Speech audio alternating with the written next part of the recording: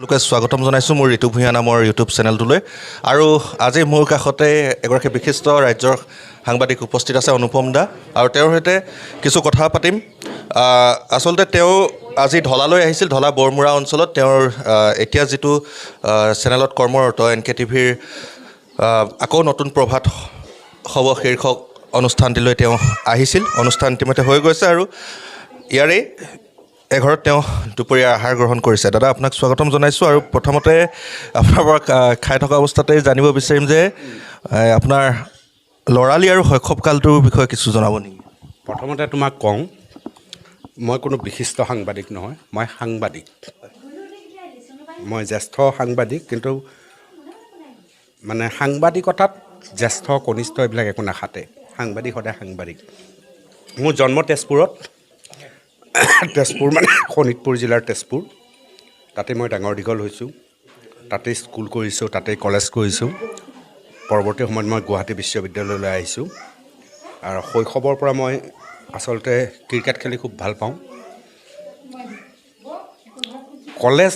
কলেজৰ সময়ত মই খুব ডিবেট কৰিছিলোঁ, কবিতা আবৃত্তি কৰিছিলোঁ। বিশ্ববিদ্যালয় আহোঁতে মই সাহিত্য চৰ্চা আৰম্ভ কৰিছিলোঁ আৰু তেজপুৰৰ সেই ঘৰখনতেই মানে শৈশৱতে মোৰ জীৱন গঢ়াৰ ভেটিটো তৈয়াৰ হৈছিল। অৰ্থাৎ নিজৰ ঘৰখন সদায় কমাৰ শাল। কমাৰ শালত যেনেকৈ দা চা পিটি পিটি তাক চেপ দিয়ে, নিজৰ ঘৰখনত সদায় এটা পুলিটো তেতিয়া গজালি মেলে লহপহকৈ ডাঙৰ হ'বলৈ ঘৰখনেই সুবিধা কৰি দিয়ে। সেইকাৰণে ঘৰৰ মানুহ সদায় সাৱধান হোৱা উচিত নিজৰ সন্তানক ডাঙৰ দীঘল কৰাৰ ক্ষেত্ৰত। পাঠশালালৈ যোৱাৰ পূৰ্বে অৰ্থাৎ স্কুললৈ যোৱাৰ পূৰ্বে ঘৰতে এটা পৰিৱেশ তৈয়াৰ কৰিব লাগে। তেজপুৰত মই মোৰ শৈশৱত মা দেউতা এতিয়া স্বৰ্গগামী, জীৱন কেনেকৈ গঢ়িব লাগে মোক চাগে ক'ৰবাত শিক্ষা দিলে আৰু সেই শিক্ষালৈ এতিয়ালৈ। আৰু দাদা আপুনি গোটেইখিনি কথা উল্লেখ কৰিলেই, কিন্তু এই সাংবাদিকতা ক্ষেত্ৰখনত আপুনি কিদৰে আহিল? প্ৰথমতে মোৰ জীৱনৰ এই ডাঙৰ ডাঙৰ সিদ্ধান্তবিলাক সৰু সৰু সপোনৰে প্ৰস্তুত হৈছে। আমি সপোন দেখিব লাগে, সৰু সৰু সপোন দেখিব লাগে। এই সপোনবিলাক যেতিয়া পূৰণ হৈ তোমাৰ কেৰিয়াৰ লাহে লাহে সম্পূৰ্ণ হৈ গৈ থাকে। মই সাংবাদিকতাত আহিছোঁ হঠাৎ ঘটনা এটা, এনেকুৱা পৰিৱেশ আৰু পৰিস্থিতি আহিল, মই সাংবাদিকতা কৰিব লাগে। কিন্তু কথা হ'ল মই সাংবাদিকতা কৰিবলৈ হ'লে সাংবাদিকতাৰ যিটো স্বত্ব, মই প্ৰিণ্ট মিডিয়াৰ মানুহ, ইলেক্ট্ৰনিক মিডিয়া 2008 চনত মই নিউজ লাইভত আহিছোঁ।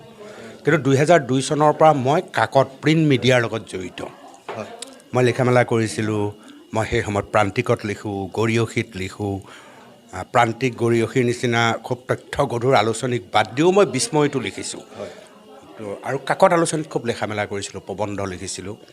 গতিকে সেই মাজেদি এটা বাতৰি কেনেকৈ প্ৰস্তুত কৰিব লাগে প্ৰিণ্ট মিডিয়াত সেয়া কৰিছিলোঁ। এটা সময়ত গৈ মই অজিত ভূঞা আজি নামৰ কাকতখনৰ মই নিউজ এডিটৰ আছিলোঁ। তাৰপৰা 2008 চনত মই নিউজ লাইভ আহিলোঁ। তাত এটা নতুন ইলেক্ট্ৰনিক মিডিয়াৰ যাত্ৰা আৰম্ভ হ'ল, তাত দেওবৰীয়া আড্ডা আৰম্ভ হ'ল। পৰৱৰ্তী পৰ্যায়ত মই নিউজ লাইভৰ পৰা আহি প্ৰতিদিন টাইমত আহিলোঁ। প্ৰতিদিন টাইমৰ পৰা মই DY 365ত আহিলোঁ, আকাশ চুবৰ মন, শাৰীৰিকভাৱে বিশেষ সক্ষমৰ অনুষ্ঠান। এনেকৈ মই কেইবাটাও চেনেল সলাইছোঁ।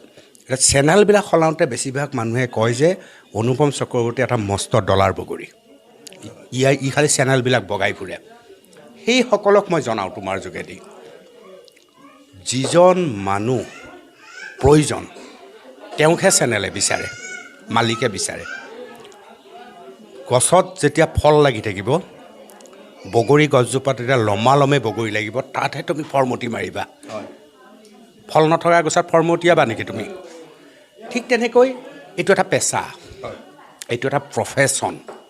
এই প্ৰফেশ্যনটোত ডাঙৰ কথা হৈছে বহু সাংবাদিকে আজিকালি দালালি কৰে, 2 নম্বৰী কৰে, ঠিকাদাৰৰ পৰা টকা লুটে, ৰাজনীতিবিদৰ পৰা টকা লুকে। বুজি পাইছেনে? কিন্তু অনুপম চক্ৰৱৰ্তী মই দি ক'ব পাৰোঁ, মই সততাৰে জাৰ্ণালিজিম কৰোঁ। তো সততাৰে জাৰ্ণালিজিম কৰোঁতে মোৰ প্ৰতিভাৰে মই কাম কৰিবলৈ যোৱাৰ কাৰণে ধৰা মই নিউজ লাইভত থাকোঁতে DY মালিকে মোক ভাল পালে, মোক ক'লে যে তোক 10,000 টকা বেছি দিম, মোৰো ঘৰ চলিব লাগিব, মোৰ পৰিয়াল চলিব লাগিব। মই নিউজ লাইভক ধৰা কৈছোঁ দেই, এনেই অনুমান কৈছোঁ, ক'লোঁ জনালোঁ যে আপোনালোকে 10,000 বেছি দিবনে? নিদিওঁ। মোক ডিৱাই মাতিছে গ'লোঁ, প্ৰতিদিনে মাতিছে গ'লোঁ, অমুকে মাতিছে গ'লোঁ। কাৰণ সততাৰে মই জাৰ্ণেলিজিম কৰিছোঁ, মোৰ পৰিয়ালটো চলিব লাগিব সুন্দৰকৈ, তাৰ কাৰণে এটা দৰমহা, সেই দৰমহাটোৰ সংখ্যাটো লাহে লাহে বাঢ়ি গ'লে মোৰ পৰিয়ালটো সোনকালে চলিব। যদি মই দালালি কৰিলোঁহেঁতেন, যদি মই 2 নম্বৰী টকা মোৰ থাকিলহেঁতেন, তেতিয়াহ'লে এটা চেনেলত বহি লৈ পকাই থাকিলোঁহেঁতেন, হয়নে নহয়? কিন্তু সেইটো মোৰ এতিয়া জীৱনটোত প্ৰয়োজন হোৱা নাই। সততাৰে যিটো চেনেলত কাম কৰিছোঁ, চেনেলত কাম কৰাৰ বিনিময়ত তেওঁলোকে ধন দিছে, আৰু সেই ধনেৰে এখন সুখৰ ভাল লগা এখন ঘৰ মই চলাই আছোঁ। যিসকলে মোক ডলাৰ বগৰী কয়, যিসকলে কয় যে এটা চেনেলত ই থাকিব নোৱাৰে, সেইসকলক মই জনাইছোঁ যে চেনেলটো হৈছে প্ৰফেচনেলিজিম। চেনেলটোত কি হয়, চেনেলটো মোৰ দেউতাই বনাই দিয়া নাই। মোৰ দেউতাই ধৰা এটা ঘৰ বনাই দিছে, পৈতৃক সম্পত্তি মোৰ। দেউতাই ক'ব যে এই ঘৰটো নিবিকিবি, এই ঘৰটো মোৰ জীৱনৰ এটা ডাঙৰ ৰূপ। সেই ঘৰটো যদি মই বিকি পেলাই ক'ৰবাত গৈ ফ্লেট লওঁ, তেতিয়া মোক পাপে চুব, হয়নে? জন্মদাতাই মোক এইটো কথা কৈছে। কিন্তু টিভি চেনেলবিলাক মোৰ দেউতাই জন্ম দিয়া নাই, তাৰ মালিক বেলেগ। যিহেতু মই দালালি নকৰোঁ, মই 2 নম্বৰী কাম নকৰোঁ, মই টেবুলৰ তলেদি পইচা লোৱা নীতিত অনুপম চক্ৰৱৰ্তী নাই, গতিকে মোক দৰমহা অলপ লাগিবই। গতিকে তুমি চেনেল খুলি যদি মোক 10,000 টকা বেছি দিছা, নিশ্চয়কৈ মই তোমাৰ চেনেলত জইন কৰিম। মই আচলতে চেনেল সেইকাৰণেহে বগাওঁ, ইয়াৰ বাহিৰে মোক একো নাই, কোনো মালিকে মোক খেদা নাই। আৰু এইখিনিতে উল্লেখ কৰিব লাগিব দাদা যে আপোনাৰ কৰ্মক ভাল পাইহে তেওঁলোকে আপোনালৈ এটা অফাৰ দিয়া নিচিনা হয়, ধৰি লওক। আৰু ময়ো নিজেও কৈছোঁ যে ক'ত গৈছোঁ তোমালোকে নাচাবা, কিন্তু তোমালোকে সকলো সময়ত চাই থাকিব লাগে কি কৰিছোঁ মই। অনুপম চক্ৰৱৰ্তী ডিৱাইত থাকক, নিউজ লাইভত থাকক, এনকেত থাকক, প্ৰাগত থাকক, নিশ্চয় য'ত যায় গৈ থাকক, কিন্তু ই গৈ নিজৰ ৰাস্তাত আছেনে নাই, ই সাধাৰণ জনতাৰ বাবে কাম কৰি আছেনে নাই, সেইটো খুব ডাঙৰ কথা। আৰু মই সদায় জনতাৰ কাষত থাকোঁ, ৰাইজৰ লগত থাকোঁ। আজিও মই শিকি আছোঁ। আৰু আপোনাৰ অনুষ্ঠানবোৰো ব্যতিক্ৰম হয় আৰু ৰাইজৰ মাজতে সদায় দেখা পাওঁ। ৰাইজে দিয়া অনুষ্ঠান এইবিলাক, ৰাইজে মোক বিভিন্ন কথা কয়, তাৰ এটা সুপৰিকল্পনা লৈ মই এটা অনুষ্ঠানৰ জন্ম দিওঁ। ইতিমধ্যে এনকে টিভিত আকৌ নতুন প্ৰভাতভাৱে এটা সাংঘাতিক জনপ্ৰিয়তা লাভ কৰিবলৈ এতিয়া এইবাৰ ছিজন 2 নহয় জানো? ছিজন মই 2 বুলি শব্দটো কোৱা নাই, কিন্তু দ্বিতীয়বাৰৰ কাৰণে কৰিছোঁ। তাত বহুত বোকাৰ পদুমৰ জন্ম হৈছে, বহুত বোকাৰ পদুমৰ জন্ম হৈছে, আৰু সেইটোৱেই মোৰ প্ৰাপ্তি। আপুনি অনাগত অহা 10 বছৰৰ ভিতৰত অনুপম চক্ৰৱৰ্তী হিচাপে নিজকে আপুনি ক'ত চাব বিচাৰিব? মই একো নাই, এইবিলাক এনেকেই পাব্লিকৰ লগত এনেকৈ বহি ভাত খাম, এই আইতাহঁতক মাতিম, এনেকৈ যাম, তই বহিলি তোৰ লগত কথা পাতিলোঁ, চবকে তই মাতোঁ। মোক বেয়াও নাপায় তই মাতিলে, কাৰো ইগ' নাই। মই জাগে তই মাতোঁ, তোকো মাতোঁ, চবকে মাতোঁ, কোনো ইগ' নাই। এনেকৈ ইয়াতকৈ মোক আৰু বেছি নালাগে দোষ। মোৰ ঘৰখনত মোৰ মানুহজনী আছে, মই আছোঁ, মোৰ এজনী ছোৱালী আছে। আমাৰ বহুত বেছি ধন নাই, কিন্তু আমাৰ তাত সুখ আছে, মৰম আছে। মই ইয়াৰ কাহিনীবিলাক গৈ পেলাই এওঁলোকক কওঁ, এটা আড্ডা মোৰ ঘৰত চলে, ইয়াতকৈ আৰু বেছি একো নালাগে। দাদা শেষৰ প্ৰশ্নলৈ আহিছোঁ। যিহেতু আপোনাৰ প্ৰিণ্ট মিডিয়াৰ পৰা আপোনাৰ এতিয়া ছেটেলাইট চেনেলৰ পৰা এতিয়া আজিকালি ৱেব পৰ্টেল বহুত হ'ল, হয়, গতিকে আপোনাৰ নৱপ্ৰজন্মৰ সাংবাদিকো যথেষ্টখিনি হৈছে আমাৰ নিচিনা। কি পৰামৰ্শ দিব বিচাৰিব আপুনি? অসমীয়া ভাষাটো ভালকৈ শিকিব লাগে। এজন মানুহ এটা কথা কওঁতে অসমীয়া সুন্দৰ সুন্দৰ শব্দ সংযোজন কৰি এটা বাচকবনীয়া বাক্য কেনেকৈ প্ৰস্তুত কৰিব পাৰি, আমাৰ সাংবাদিকে শিকিব লাগে। ডিজিটেল মাধ্যমত বেছিভাগ সাংবাদিকে কথা ক'ব নাজানে। ডিজিটেল মাধ্যমত খুব ঘনাই কথা ক'ব লাগে, খৰকটীয়াকৈ ক'ব লাগে, কাৰণ তুমি কম সময়ত বেছি কথা ক'ব লাগিব।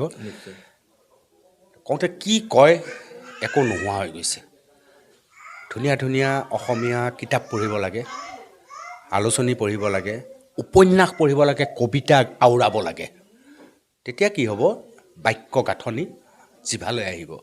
নহ'লে সেই জিভাখন ছাগলীৰ জিভা হৈ থাকিব, যি মন যায় তাকে বকিব।